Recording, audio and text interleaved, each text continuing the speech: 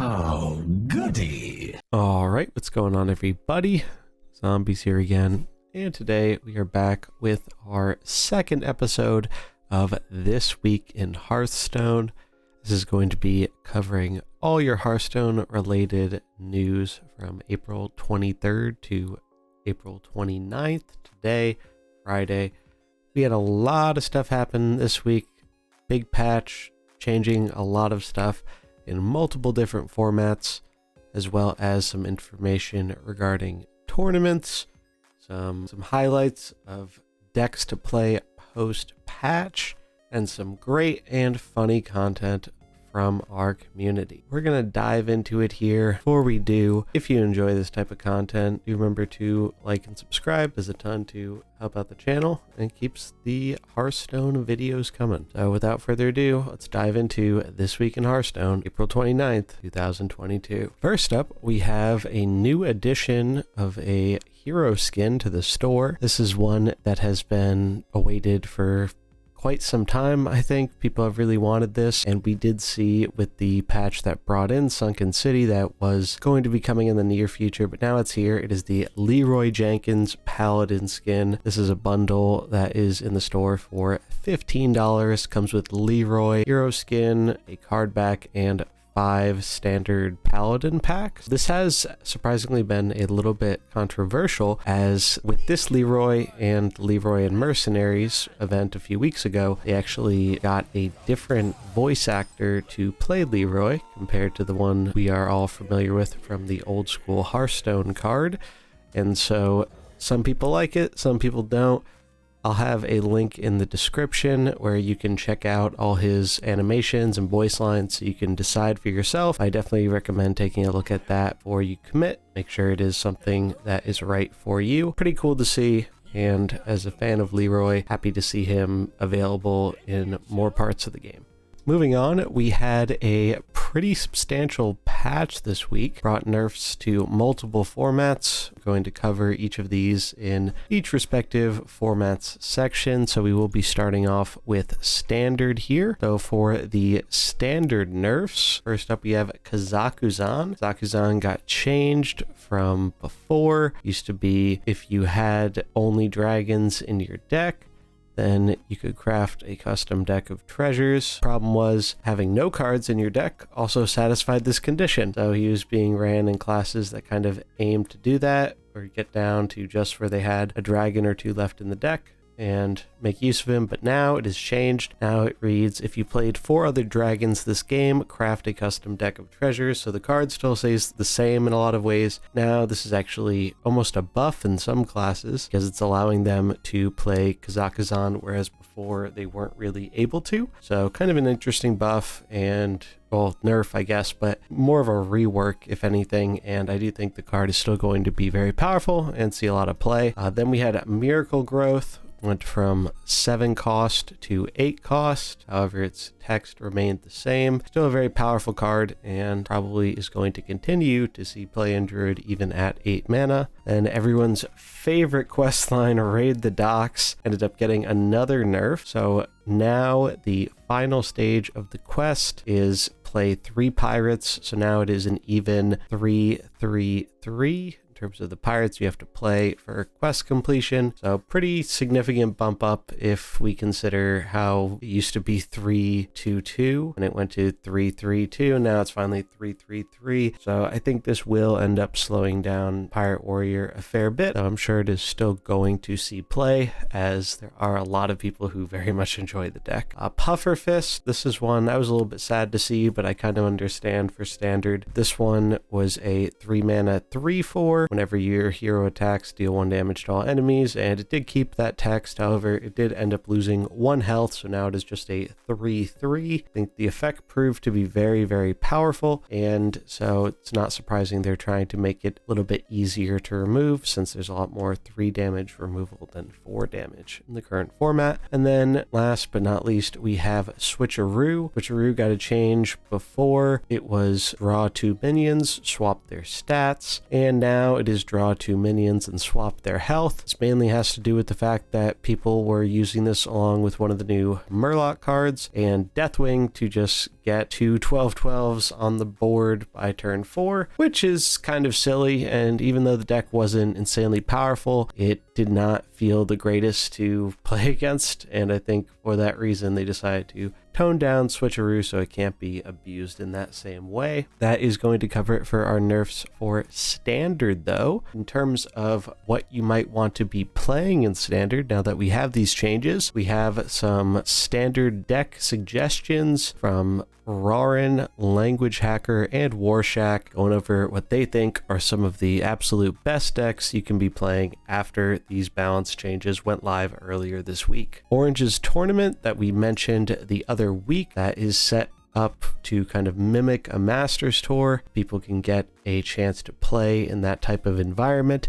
Did end up getting pushed back a bit due to the balance changes. Now it is going to be being held from the 3rd of May through the 5th, so it is going to be going on next week instead. Definitely excited to see this. As always, the link for all of these things that I mentioned here will be in the description. And we also have the Masters Tour going on. By the time this video goes up, I believe the first day will be live or over, because it is, I think, EU time, so it happens kind of middle of the night for us NA folks, but that is pretty exciting. It is going to be over on Hearthstone YouTube, as it usually is, and yeah, the first round taking place April 29th, 2 a.m. to 2 p.m., so I guess it will be live when this video does go live, so you can go check that out. Again, link in the description. And that will be going on from the 29th of April until the 1st of May.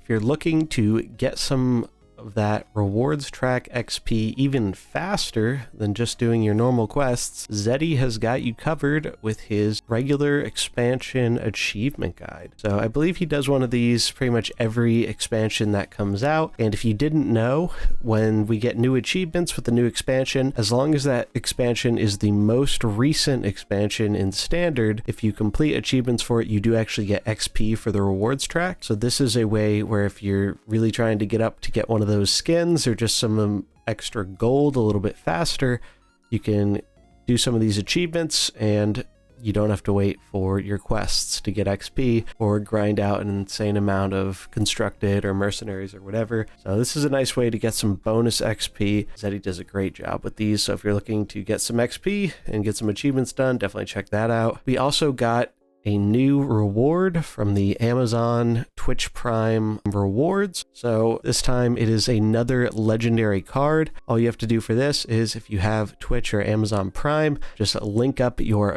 battle.net account. All you have to do is link it up, and then you can go click and redeem, and it will give you a random standard legendary card. So if you have Amazon Prime, definitely go link it up.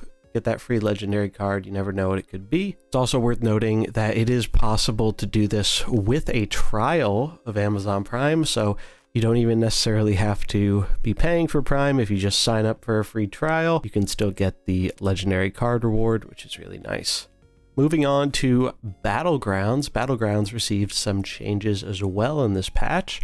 So hero and buddy changes. MacGyver, which is the hero power of any storm coil, got changed. Before it was passive after 9 friendly minions die, get a random mech. Now it is passive after 12 friendly minions die, get a random mech. So a little bit of a nerf there. Then we had the Varden's Aquariator. Before it was a Tavern tier 2, 3 attack, 5 health. Now it is a Tavern tier 3, 3 attack, 6 health. We have a minion change here as well, SI Sephin.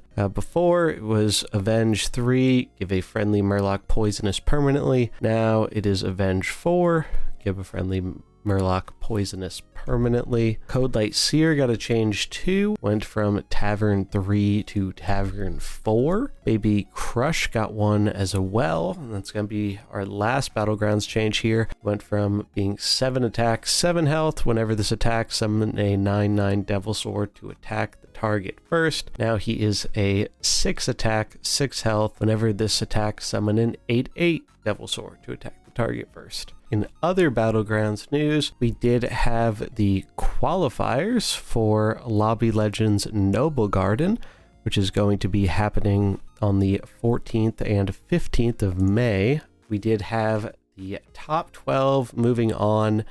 Pull up the list here, and so we can show that off. But all of these players here have made it and are going to be playing in Lobby Legends. So congratulations to them. There's also a Hearthstone Battlegrounds community fundraising tournament going on, or Gaming for Josh. That is going to be happening on May 7th. Again, you can find the link for this in the description below. A bunch of other Battlegrounds streamers are going to be taking part in this as well, so that's really cool. And our last bit of Battlegrounds news here, we do have Dreamhack announced. They're going to be introducing Dreamhack Hearthstone Fest, a 2-day Hearthstone Battlegrounds event taking place at Dreamhack Summer 2022. Dates are going to be June 18th and 19th with a $20,000 prize pool. More information on that in the description. Moving on to the Wild format, Standard was not the only format in Constructed that got some changes this time around. So for anyone who doesn't know, Wild was kind of plagued by two very powerful and consistent turn 3, if not earlier, combo decks in Switcheroo Priest and Kael'thas Druid. And both of those decks had key cards adjusted. So Kael'thas actually got reverted again. So the reason Kael'thas was so powerful was because they reverted him in the rotation patch.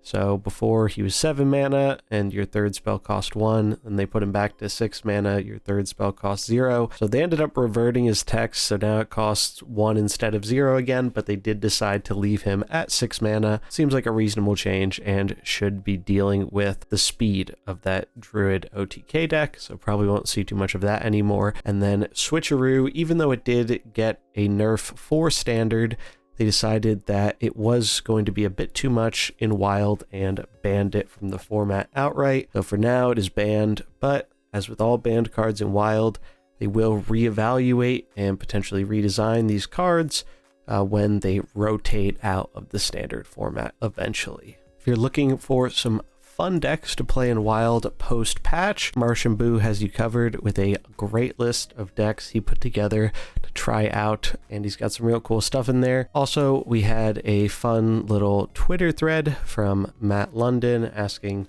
hey, all my Wild people, what are the decks you guys are liking post changes?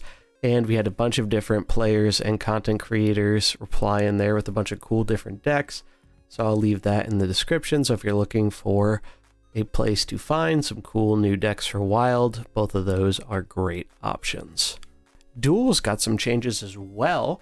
So not just BGs and Constructed this time, we actually got some Duels changes. So first of which is Humble Blessings. Old cost 3, now it costs 4. Academic Research, before it was start of the game, draw this, gain 1 mana crystal, upgrades each time a friendly minion dies. Now it is gain 1 empty mana crystal, upgrades each time a friendly minion dies, so the mana crystal is no longer full. Valorant's Display, before it was 6 cost, now it is going to 7 cost. Then we have Tempest's Fury. This one was a 3 cost, 2 attack, 3 durability. Now it costs 4, and it is 3 attack and 3 durability. Then we have the Power Up Hero Power. Before it was give a minion Divine Shield and Wind Fury, and now it is give a minion Divine Shield and Wind Fury, overload 1. Scales of Justice got a change as well, going from 5 mana to 6 mana. Both Faithful got a change as well, from 3 mana to 4 mana. Those are all the changes we ended up having in Duels this time around. If you're looking for some more Duels talk and information, definitely recommend checking out this week's episode of Oops All Duels, a Duels-focused Hearthstone podcast. This one, they had their first guest episode. They actually had 2 guests in Ridiculous Hat and Duels developer Tiburak. So super exciting stuff there. If you want to hear more about all things Duels related, definitely go check that out. And that brings us to my section here for Mercenaries. Mercenaries, fair amount of stuff went down this week. Unfortunately, we did not get any changes to Mercenaries in the patch. I know myself and some other members of the Mercenaries community were really hoping we'd see a bit more in the way of balance adjustments, as Trigor is pretty overtuned right now and it's warping the meta, but unfortunately no changes of any kind really in Mercenaries, not even any bug fixes, which was a little bit unfortunate. But if you're interested in keeping up with what's going on in the Mercenaries metagame, both myself and CrimsonPanda put out some good content for that. Panda has another meta report, and I ended up doing my regular patch tier list. So this is the first tier list since the Trigor patch, saying where each mercenary ends up ranking. All 77, or I guess 78 now, mercenaries. Good information there if you want a feel for the metagame. Also, this weekend we are having our second NA Mercenaries draft over on my Twitch channel. Link to the information and all that stuff in the description, but we'll be going live Saturday at 7 p.m. EST over on my Twitch channel, and we're just going to be getting participants from chat. So if you're interested in playing or watching, definitely go check that out. Grumpi had another EU draft recently, which was a lot of fun to watch, so definitely encourage checking that out too. And if you can't catch the draft live, it will be going up on YouTube sometime the following week. Fighting Pit also returns this week. We will have a new episode 19, coming out tomorrow. So definitely have a lot of stuff to talk about there with the changes or lack of changes to Mercenaries and how we've been feeling about the game and the meta in recent weeks. So stay tuned for that. I did want to do a little bit of a shout out here as kind of an extra category. This doesn't really fall into any particular mode, but it is some great and interesting Hearthstone content that I do think deserves a bit more recognition. So for this week, that is going to be JordanMG, for anyone who doesn't know him. He does some great and very unique Hearthstone content, and recently, this past week, he put out a he does game show types Hearthstone stuff, Hearthstone Jeopardy, all that kind of stuff. Well, he did an interesting one this week where the players had to guess what a card was with very, very zoomed in art from the Sunken city. So this was a really fun thing to watch, and it always looks like everyone is having a good time. Involves some other great members of the Hearthstone community, and it's just a really unique approach on Hearthstone content I don't think anyone else is really doing right now. So definitely go check him out if you want something a little bit different, but very entertaining. And that is going to wrap things up for this week in Hearthstone. Before we get out of here, though, we do have our meme of the week. Funny kind of meme of the week thing we had here. It's not directly Hearthstone related, but it is Blizzard related. And this goes back all the way to, I think it was 2018 BlizzCon, where the great "Do you guys not have phones" meme came about with Diablo Immortal being announced for the first time.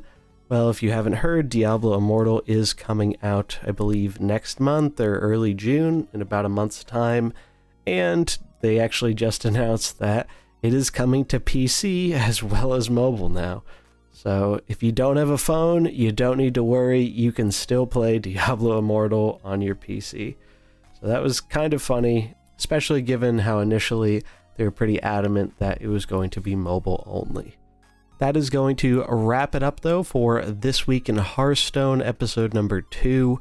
All your Hearthstone news for the week of April 29th, 2022. Thank you so much for watching. If you got something useful out of this, liking and subscribing would mean a ton. It does a ton to help out the channel, and I really appreciate it. If any of the stuff I talked about in this video sounded interesting to you, as always, links to everything will be in the description below. But that's going to do it for this one. I'll catch you in the next one. Peace.